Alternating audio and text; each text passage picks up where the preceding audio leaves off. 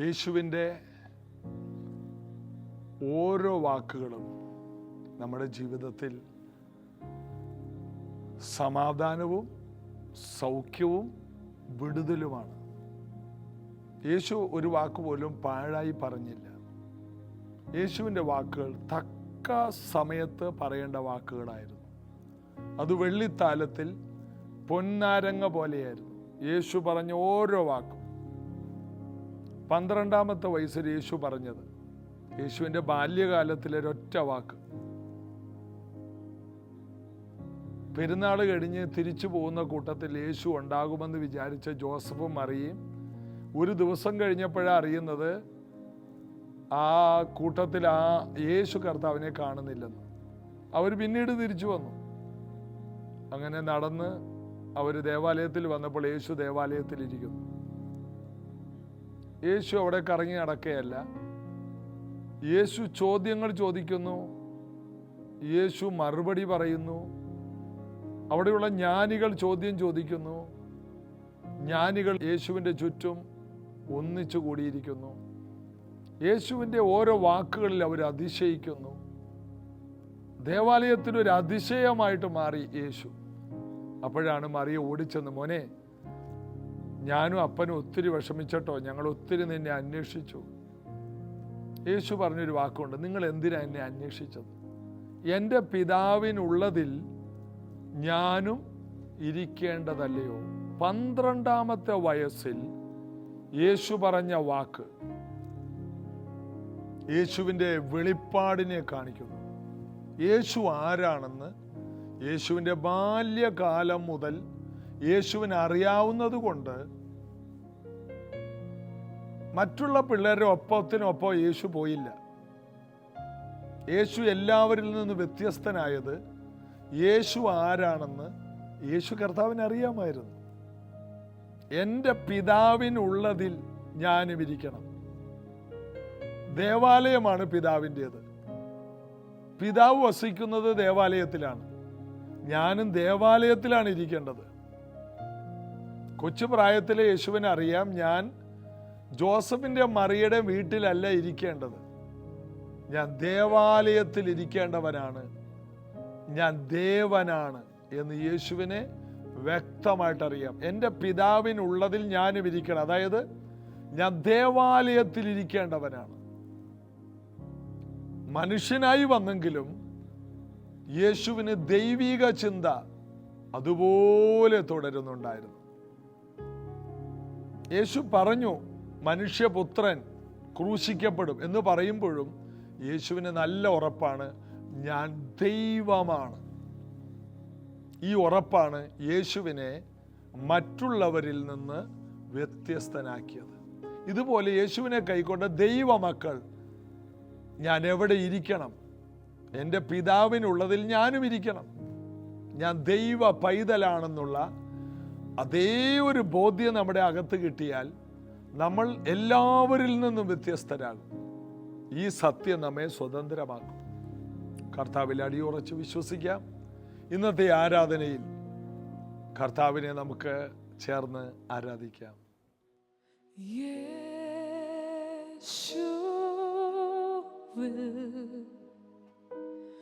എന്നും എന്നെ മറയ്ക്കണേ, നിൻ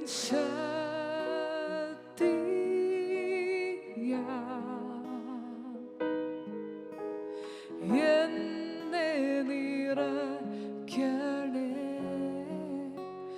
സമുദ്രങ്ങൾ എൻ്റെ നേരെ ഉയർന്നാലും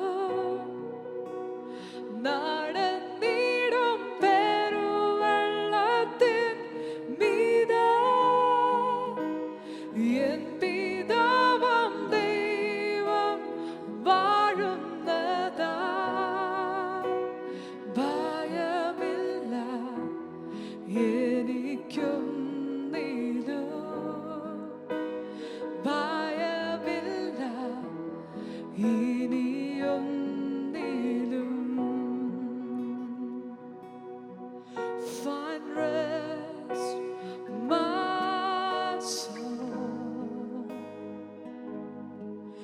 in Christ alone.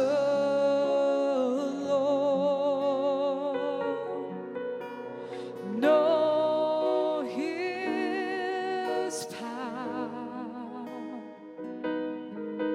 in quietness and trust. Find rest, my soul, in Christ alone.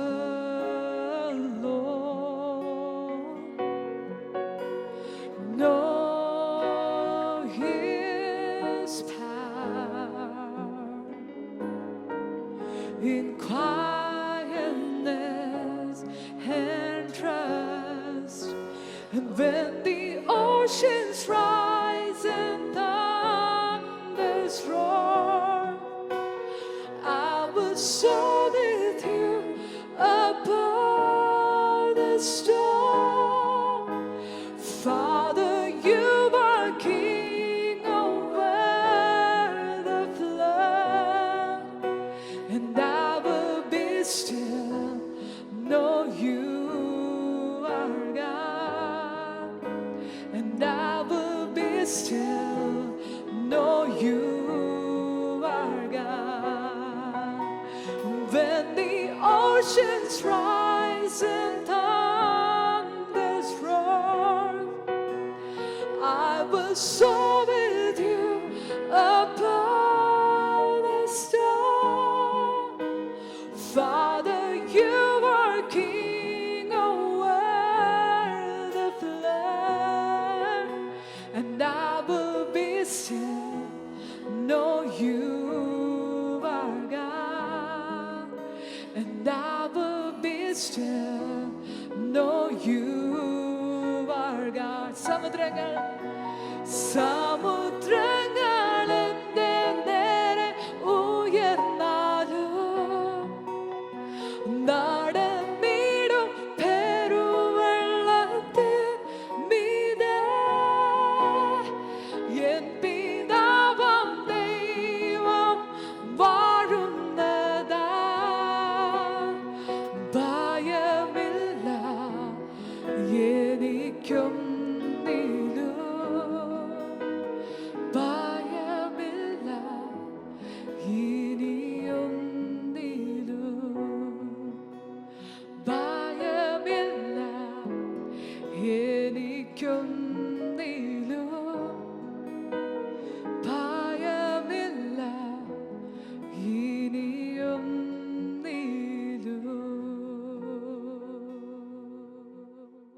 യോഹന്നാന്റെ സുവിശേഷത്തിലെ 1-ാം അധ്യായത്തിൽ നിന്ന് കുറേ വാക്യങ്ങൾ നമ്മൾ വിട്ടിട്ട് നമ്മൾ 35-ാം വാക്യത്തിലേക്ക് വരികയാണ്. അതിന് കാരണം യോഹന്നാനെ കുറിച്ച് നമ്മൾ പല പ്രാവശ്യവും പറഞ്ഞാണ്, സ്നാപക യോഹന്നാനെ കുറിച്ച്. അതെല്ലാം നമ്മൾ പറഞ്ഞു പോയ കാര്യമാണ്. യേശുവിനെ സ്നാനപ്പെടുത്താൻ വരുന്നതും ഇതാ ലോകത്തിൻ്റെ പാപം ചുമക്കുന്ന ദൈവത്തിൻ്റെ കുഞ്ഞാട്, ഇതെല്ലാം നമ്മൾ ചിന്തിച്ച കാര്യമാണ്. എന്നാൽ ആ യോഹന്നാന്റെ ചരിത്രത്തിൽ തന്നെ 35 മുതൽ വായിക്കുമ്പോൾ, പിറ്റേ നാൾ യേശുവിൻ്റെ സ്നാനം കഴിഞ്ഞ് പിറ്റേ നാൾ യോഹന്നാൻ പിന്നെയും തൻ്റെ ശിഷ്യന്മാരിൽ 2 പേരുമായി അവിടെ നിൽക്കുമ്പോൾ കടന്നു പോകുന്ന യേശുവിനെ നോക്കിയിട്ട്, ഇതാ ദൈവത്തിൻ്റെ കുഞ്ഞാടെന്ന് പറഞ്ഞു. അവൻ പറഞ്ഞത് ആ 2 ശിഷ്യന്മാർ കേട്ട് യേശുവിനെ അനുഗമിച്ചു.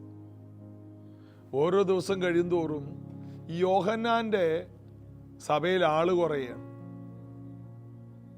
അതിൽ യോഹന്നാൻ ഒരു ബുദ്ധിമുട്ടുമില്ല. അവൻ വളരണം, ഞാൻ കുറയണം. യേശുവിൻ്റെ ചർച്ചിലോട്ട് ആള് കൂടിയാൽ യോഹന്നാൻ ഒരു ബുദ്ധിമുട്ടുമില്ല. കാരണം യോഹന്നാന്റെ ചർച്ചോക്കോട് കുറഞ്ഞാലും ജീസസിന്റെ ചർച്ച് വലുതാകണം. അത് യേശുവിനെ കുറിച്ച് യോഹന്നാൻ പറഞ്ഞ അവൻ വളരണം. അപ്പോൾ യോഹന്നാൻ അതൊരു ഭാരമല്ല. ഇപ്പോൾ ഈ 2 പേർ ഇത് കേട്ടു. യേശുവിനെ നോക്കിയിട്ട് ഇതാ ദൈവത്തിന്റെ കുഞ്ഞാടെന്ന് പറഞ്ഞു. അവൻ പറഞ്ഞത് ആ 2 ശിഷ്യന്മാർ കേട്ടിട്ട് യേശുവിനെ അനുഗമിച്ചു. പിന്നീട് ഒരിക്കലും ഇവർ യോഹന്നാന്റെ അടുക്കിലേക്ക് വന്നില്ല. അതിൽ യോഹന്നാന് ബുദ്ധിമുട്ടില്ല. കാരണം യോഹന്നാന് താൻ എന്തിന് ഈ ഭൂമിയിൽ ജനിച്ചു, അവൻ്റെ ഉദ്ദേശം എന്താണെന്ന് അവന് വ്യക്തമായിട്ട് മനസ്സിലായി. അവൻ്റെ വിളി എന്താണെന്ന് യോഹന്നാന് മനസ്സിലായി. ഒരു ദൈവ പൈതൽ എന്ന നിലയിൽ നമ്മൾ നമ്മുടെ വിളിക്കകത്ത് നിന്നാൽ മതി. അവിടെയാണ് ശാശ്വതമായ അനുഗ്രഹങ്ങളുള്ളത്. എന്താണ് ദൈവം നമ്മെ ഏൽപ്പിച്ചത് അത് ചെയ്താൽ മതി. യേശു വളരാനും യോഹന്നാനും കുറയാനും യോഹന്നാൻ അതിനകത്ത് യാതൊരു ബുദ്ധിമുട്ടുമില്ല. ഈ 2 ശിഷ്യന്മാരും കൂടി യോഹന്നാന്റെ കൂട്ടായ്മയിൽ നിന്ന് പോവുകയാണ്. യോഹന്നാന്റെ ശിഷ്യഗണങ്ങൾ കുറയുകയാണ്. ഏറ്റവും ഒടുവിൽ യോഹന്നാൻ ഒറ്റയ്ക്ക് ജയിലിൽ കിടക്കുകയാണ്. യോഹന്നാൻ അതൊന്നും ഒരു ഭാരമല്ല. കാരണം എന്താണ്? തൻ്റെ ജീവിതത്തിൻ്റെ ഒരു ഭാഗമാണിതെന്ന് യോഹന്നാന് മനസ്സിലായി. പിന്നെ അടുത്തത്, യേശു തിരിഞ്ഞ് അവർ പിന്നാലെ വരുന്നത് കണ്ട് അവരോട്, നിങ്ങൾ എന്ത് അന്വേഷിക്കുന്നു എന്ന് ചോദിച്ചു. അവർ, റബ്ബി എന്ന് വച്ചാൽ ഗുരു, നീ എവിടെ പാർക്കുന്നു? ചിലയിടത്ത് റബ്ബൂനി എന്നുണ്ട്, ചിലയിടത്ത് റബ്ബി എന്നുണ്ട്. നീ എവിടെ പാർക്കുന്നു എന്ന് ചോദിച്ചു. അവൻ അവരോട്, വന്ന് കാൺമീൻ എന്ന് പറഞ്ഞു.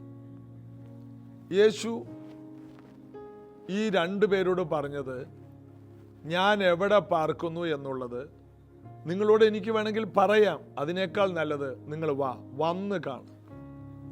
യേശുവിൻ്റെ ജീവിതം മുഴുവൻ ഒരു തുറന്ന പുസ്തകം പോലെയാണ്. എൻ്റെ വീട് ഏതാണ്, എൻ്റെ സിറ്റ് ഔട്ട് എന്താണ്, എൻ്റെ അടുക്കള എങ്ങനെയാണ്, ഞാൻ ഉപയോഗിക്കുന്ന ബാത്റൂം എങ്ങനെ, വന്ന് കാണ്. ഞാൻ പച്ച മനുഷ്യനായിട്ടാണ് ഈ ഭൂമിയിൽ ജീവിക്കുന്നത്. നിങ്ങൾ വന്ന് കാണും ഞാൻ എവിടെയാണ് പാർക്കുന്നത്. എൻ്റെ ജീവിതം നിങ്ങൾ വന്ന് കാണും. എൻ്റെ പ്രാർത്ഥനാ ജീവിതം നിങ്ങൾ വന്ന് കാണും.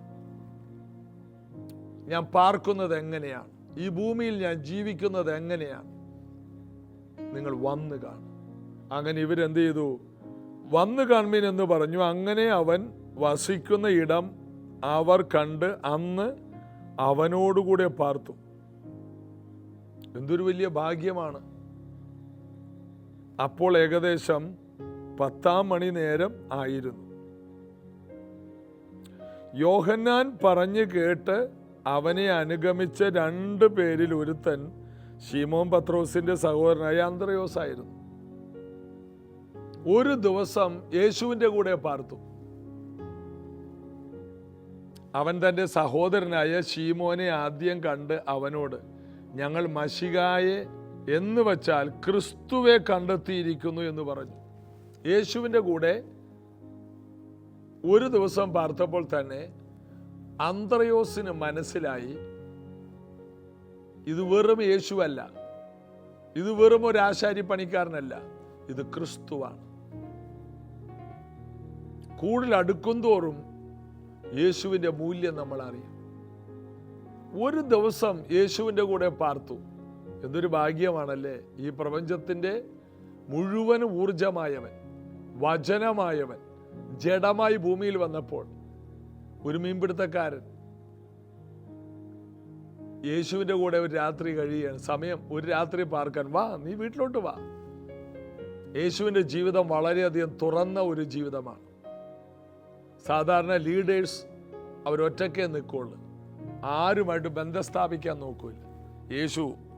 യേശുവിൻ്റെ വീടിൻ്റെ വാതിലും യേശുവിൻ്റെ ഹൃദയത്തിൻ്റെ വാതിലും എല്ലാം അവർക്ക് തുറന്നു. നിങ്ങൾ വാ. ഒരു ദിവസം യേശുവിൻ്റെ കൂടെ സമയം ചെലവഴിച്ചു. ഓടിച്ചെന്ന് ചേട്ടനെ വിളിച്ചു. ചേട്ടൻ ആള് ശരിയല്ല, ഇത്തിരി പ്രശ്നക്കാരനാണ്. ചേട്ടൻ തന്നെ അത് പറയുന്നുണ്ട്, ഞാൻ വലിയ പാപിയാണെന്ന്. എന്തൊക്കെയോ കയ്യിലിരിപ്പുള്ള ഒരാളാണ് പത്രോസ്. എടുത്തയാട്ടം കൊണ്ടും ഒക്കെ സംഭവിച്ചതായിരിക്കും. അടിക്കടി ഇടിക്കിടി. അതുകൊണ്ടാണ് വാളെടുത്ത് പിന്നീട് 3.5 കൊല്ലത്തിന് ശേഷം മഹാപുരോഹിതൻ്റെ ദാസനെ വെട്ടണമെങ്കിൽ ഇവൻ നല്ല വെട്ടുംകുത്തിൻ്റെ ഇടയിൽ കിടക്കുന്ന ആളാണ്. ഇടിക്കിടി അടിക്കടി. എനിക്ക് തോന്നുന്നു അന്ത്രയോസ് അത്രയും കുഴപ്പമില്ല. അപ്പം അന്ത്രയോസ് ഓർത്തു, ചേട്ടനെ എങ്ങനെയെങ്കിലും രക്ഷപ്പെടുത്തണം. അത് അവൻ്റെ വലിയൊരു ആഗ്രഹമായിരുന്നു. ചേട്ടനെ എങ്ങനെയെങ്കിലും രക്ഷപ്പെടുത്താൻ ഒറ്റ മാർഗമേ ഉള്ളൂ, ക്രിസ്തുവിൻ്റെ അരികിൽ കൊണ്ടുവരണം.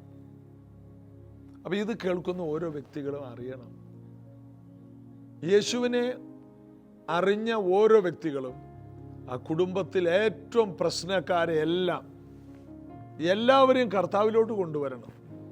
അന്ത്രയോസ് ചെയ്തത്, ഞങ്ങളുടെ വീട് രക്ഷപ്പെടണമെങ്കിൽ ചേട്ടൻ രക്ഷപ്പെടണം. ചേട്ടൻ്റെ മദ്യപാനം, ചേട്ടൻ്റെ വഴക്ക്, ചേട്ടൻ്റെ കുടുംബ പ്രശ്നം. അന്ത്രയോസിന് അറിയാം, ചേട്ടനെ കർത്താവ് തൊട്ടാൽ ഒത്തിരി പേർക്ക് വിടുതലുണ്ടാവും. അപ്പൊ ചില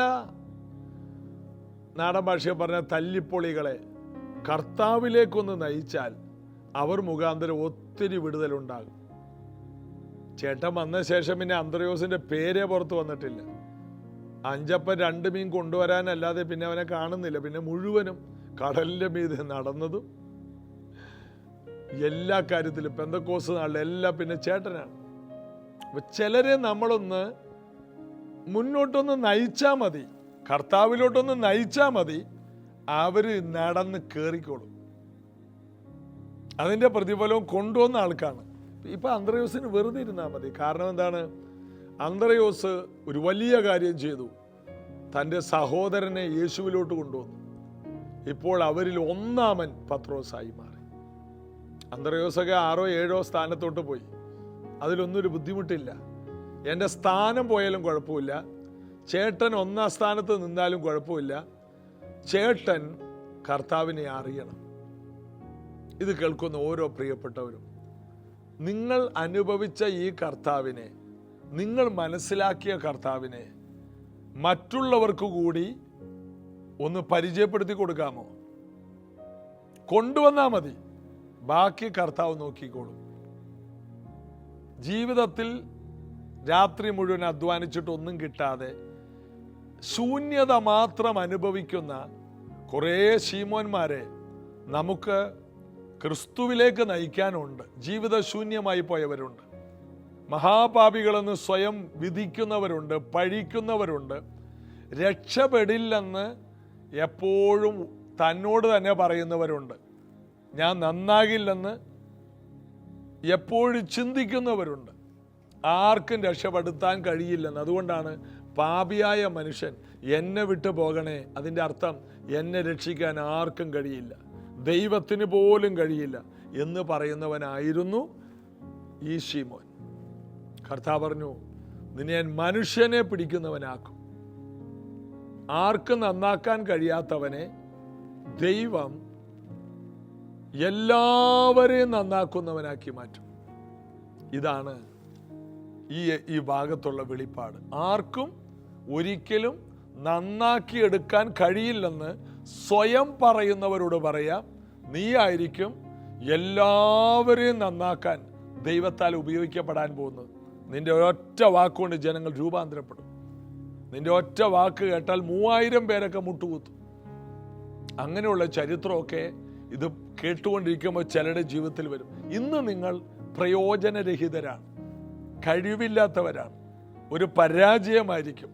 എന്നാൽ കർത്താവിലോട്ട് വന്നു കഴിഞ്ഞാൽ നിങ്ങളായിരിക്കും 10,000ങ്ങൾക്ക് ഫലമുണ്ടാക്കാൻ പോകുന്നത്.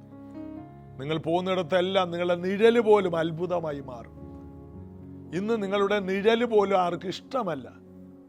നിങ്ങളുടെ നിഴല് പോലും ദാരിദ്ര്യമാണ്, നിങ്ങളുടെ നിഴല് പോലും ഒരു പരാജയമാണ്. ആ പരാജയത്തെ 1000ങ്ങൾക്കൊരു വിജയമാക്കി കൊടുക്കുന്ന പരിപാടിയാണ് യേശു കർത്താവിൻ്റെ പരിപാടി.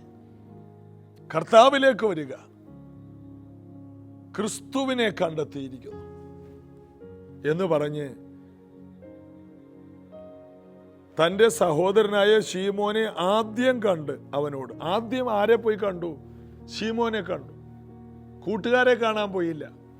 അപ്പുറത്തെ വീട്ടിലെ ഏലിയാച്ചനെയോ കറിയാച്ചനെയോ പോയി കണ്ടില്ല.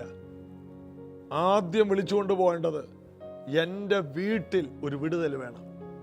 ജീവിതത്തിൽ ഭയങ്കര ആഗ്രഹമാണ് അന്ത്രയോസിന്, എൻ്റെ കുടുംബം രക്ഷപ്പെടണം. ചേട്ടൻ ശരിയല്ല, ആർക്കും നന്നാക്കാൻ കഴിയില്ല. ചേട്ടൻ തന്നെ ഇടക്ക് പറയും, ഞാൻ ഒരിക്കലും രക്ഷപ്പെടില്ല. ഒരിക്കലും രക്ഷപ്പെടില്ല എന്ന് പറയുന്നവരെ കർത്താവിലോട്ട് കൊണ്ടുവരണം.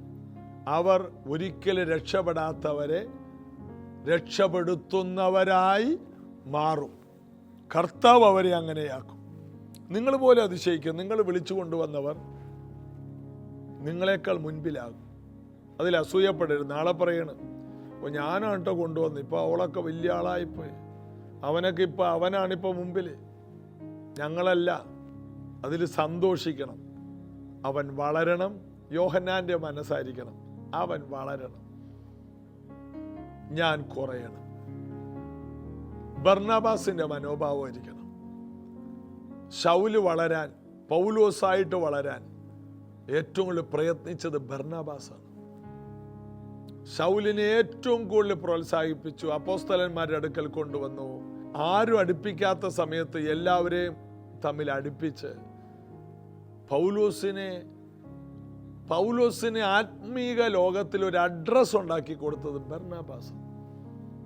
അപ്പോൾ പല ബർന്നബാസുമാർ എഴുന്നേറ്റ് വരണം. മുൻനിരയിൽ വരാൻ അവസരമില്ലാത്തവർക്ക് മുൻനിരയിലോട്ട് കയറാൻ ഒരു വഴി തുറക്കണം. എന്നിട്ട് അവര് ഉയർന്നു വരുന്നത് കണ്ട് സന്തോഷിക്കുന്ന ബർന്നബാസുമാരായിട്ട് മാറണം.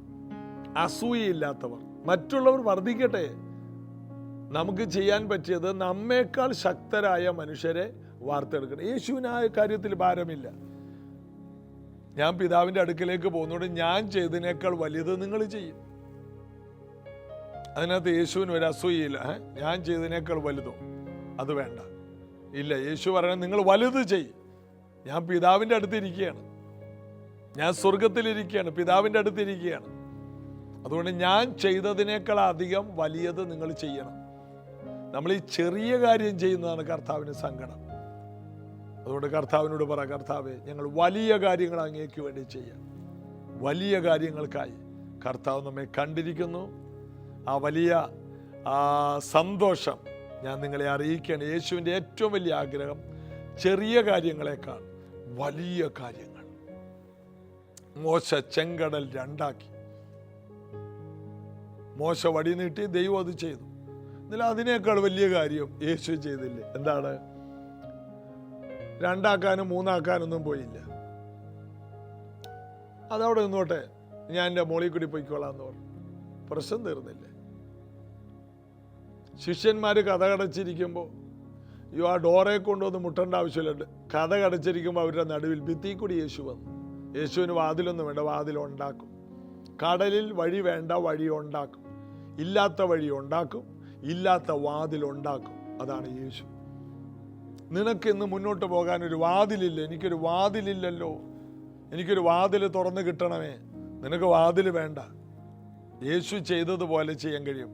ഇല്ലാത്ത വാതിൽ നിനക്ക് വേണ്ടി ഉണ്ടായി വരും. വഴിയില്ലാത്തടത്ത് നീ സഞ്ചരിക്കും. അങ്ങോട്ട് കടലാണ്, എങ്ങനെ പോകും? പോകാനൊരു മാർഗമില്ല. നിനക്ക് കടലിന്റെ മുകളിൽ കൂടി ഏത് വഴിക്ക് വേണമെങ്കിലും പോകാം. ഇസ്രായേൽ മക്കൾക്ക് ഒരു തുറന്ന വഴി കൂടിയേ പോകാൻ പറ്റൂ. യേശുവിന് കടലിൽ തെക്കോട്ടോ വടക്കോട്ടോ പടിഞ്ഞാറോട്ടോ ഏത് ദിക്കിലോട്ട് സഞ്ചരിക്കാം. യേശു നടന്ന് അവരുടെ അടുക്കൽ ചെന്നു. അസാധ്യതകൾ എന്നത് യേശുവിന് ഇല്ലായിരുന്നു. യേശുവിനെ കൈക്കൊണ്ട ദൈവമക്കൾ അറിയണം, യേശുവിന് അസാധ്യതകൾ ഇല്ലാത്തതുപോലെ യേശുവിൽ വിശ്വസിക്കുന്നവർക്കും സകലതും സാധ്യമാണ്. കർത്താവിൻ്റെ ആ അമിത ബലത്തിലോട്ട് നമുക്ക് ആശ്രയിക്കാം.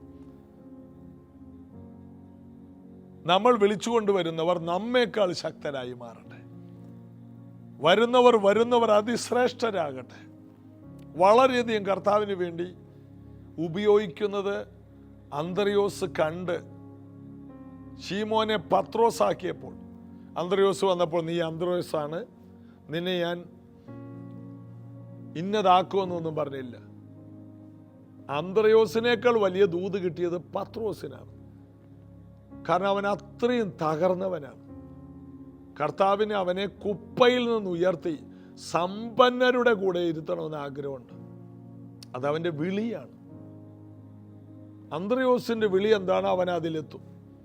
പത്രോസിനെ കുറിച്ചുള്ള ദൈവത്തിന്റെ വിളി എന്താണോ അവൻ അവിടെ എത്തും. ഇനി അന്ത്രയോസ് എന്നാ ഓർക്കും? പത്രോസിനെ നല്ല ഉയർച്ചയിൽ കൊണ്ടുവന്നാൽ ഇതൊന്നും യേശുവിന് വിഷയമില്ല. കാരണം ഈ അന്ത്രയോസും പത്രോസും ജനിക്കുന്നതിന് മുമ്പേ ഇവരെ കർത്താവ് കണ്ടതാണ്. അതുകൊണ്ടാണ് നഥനയേലിനോട് പറയുന്നത്, ഫിലിപ്പോസ് നിന്നെ വിളിക്കും മുമ്പേ അത്തിയുടെ കീഴിൽ ഇരിക്കുമെന്ന് ഞാൻ നിന്നെ കണ്ടു. പണ്ടേക്ക് ഞാൻ നിന്നെ കണ്ടതാണ്. കർത്താവ് നേരത്തെ കണ്ടവരാണ് നാം ഓരോരുത്തരും. നമ്മൾ അതിലേക്കൊക്കെ വരും. ഇന്ന് നമുക്ക് കർത്താവിനെ വിശ്വസിക്കാം. നമ്മൾ മുഖാന്തരം നമ്മുടെ കുടുംബങ്ങൾ, നമ്മുടെ പ്രിയപ്പെട്ടവർ, നമ്മുടെ സുഹൃത്തുക്കൾ നമ്മേക്കാൾ ശ്രേഷ്ഠരായി മാറണം. അതിനൊറ്റ മാർഗമുള്ളൂ, ക്രിസ്തുവിലേക്ക് വരണം. വേറെ ഒരു രീതിയിലും ഒരു വ്യക്തി ഉയർന്നു വരില്ല. ഒരു വ്യക്തിയുടെ ജീവിതം ഭദ്രമാകണമെങ്കിൽ ആത്മീകമായിട്ടും ഭൗതികമായിട്ടും എല്ലാ നിലയിലും ഭദ്രമാകണമെങ്കിൽ ഒരു വ്യക്തി ക്രിസ്തുവിലേക്ക് വരണം. അന്ത്രയോസ് ചെയ്ത ഏറ്റവും വലിയ കാര്യം, പത്രോസിനെ ആദ്യം കണ്ട് അവനെ വിളിച്ചുകൊണ്ടുവന്നു. ഇത് കേൾക്കുന്ന ഓരോ വ്യക്തികളും, നിങ്ങൾ ഏറ്റവും കൂടുതൽ വേദനിക്കുന്ന ചില വ്യക്തികളില്ലേ, അവരെ ആദ്യം കർത്താവിലോട്ട് കൊണ്ടുപോകാം. അതിനുള്ളൊരു പ്രതിഫലം കർത്താവ് നിങ്ങൾക്ക് തരും. താമസിക്കരുത്. സമൂഹത്തിലെ ഏറ്റവും പ്രശ്നക്കാരെ കണ്ടെത്തുക. നിങ്ങളുടെ കുടുംബത്തിൽ ഏറ്റവും പ്രശ്നമുള്ളവരെ കർത്താവിലേക്ക്, ക്രിസ്തുവിലേക്ക് നയിക്കുക. അതിൻ്റെ അനുഗ്രഹം നിങ്ങൾക്കുണ്ട്. അവരുടെ വളർച്ച നിങ്ങൾക്ക് കാണാൻ കഴിയും. എന്നും അതിൽ അഭിമാനിക്കാൻ കഴിയും. നമുക്ക് പ്രാർത്ഥിക്കാമല്ലേ? യേശുവിൻ്റെ നാമത്തിൽ ഈ ഒരു വലിയ കൃപ ഞങ്ങൾക്ക് തരണേ. അന്ത്രയോസിനെ പോലെ ഞങ്ങളുടെ കുടുംബത്തിലുള്ള ഏറ്റവും പ്രശ്നങ്ങളെ കൈകാര്യം ചെയ്യാൻ ഞങ്ങൾക്കൊരു വിശേഷ ജ്ഞാനം തരണം. ഞങ്ങൾക്കറിയാവുന്ന ശീമോന്മാരെ എല്ലാം കർത്താവിലേക്ക് നയിച്ച് അവരെ പത്രോസാക്കി മാറ്റുന്ന വലിയ ഒരു ദൗത്യം ഞങ്ങളുടെ കയ്യിലുള്ളത് കൊണ്ട് യേശുവിൻ്റെ നാമത്തിൽ അതിനായി സമർപ്പിക്കും. സുവിശേഷം അറിയിക്കാൻ, യേശുവിനെ പരിചയപ്പെടുത്താനുള്ള ഒരു പ്രത്യേക അനുഭവവും കൃപയും ഞങ്ങളുടെ മേൽ പകരണം. അതിനുള്ളൊരു ആവേശം ഞങ്ങൾക്ക് നൽകണം. കർത്താവിനെ കൂടുതൽ അനുഭവിച്ചറിയാനും ഈ സത്യം മറ്റുള്ളവർക്ക് ഗ്രഹിപ്പിച്ചു കൊടുക്കാനുള്ള കൃപ തരണം. ഇത് കേൾക്കുന്ന എല്ലാവർക്കും അതുണ്ടാകട്ടെ. യേശുവുമായിട്ട് സഞ്ചരിക്കട്ടെ. യേശുവിലേക്ക് ജനങ്ങളെ കൊണ്ടുവരട്ടെ. ഇത് കേൾക്കുന്നവർക്ക് അതിനുള്ള കൃപയുണ്ടാകട്ടെ, വെളിപ്പാടുകൾ ഉണ്ടാകട്ടെ, ആഗ്രഹമുണ്ടാകട്ടെ, തീഷ്ണതയുണ്ടാകട്ടെ, സൗഖ്യമുണ്ടാകട്ടെ. യേശുവിൻ്റെ നാമത്തിൽ സുവിശേഷത്തിനായി ഓടാനുള്ള ബലം കാലുകൾക്കുണ്ടാകട്ടെ. എല്ലാ തടസ്സങ്ങളെയും ബന്ധനങ്ങളെയും അഴിച്ചുവിടുന്നു. കർത്താവിൽ വലിയ തിരക്കുള്ളവരാകട്ടെ. യേശുവിൻ നാമത്തിൽ പിതാവേ, ആമേൻ. കർത്താവ് അത് നമുക്ക് വേണ്ടി ചെയ്യും. നമുക്ക് ഒരുമിച്ച് വിശ്വസിക്കാം. നമ്മുടെ കുടുംബം ഒരു വലിയ അത്ഭുതമായി മാറും. കർത്താവ് എല്ലാവരും അതിനായി സഹായിക്കട്ടെ. നാളെ ഇതേ സമയത്ത് കാണാം. God bless you.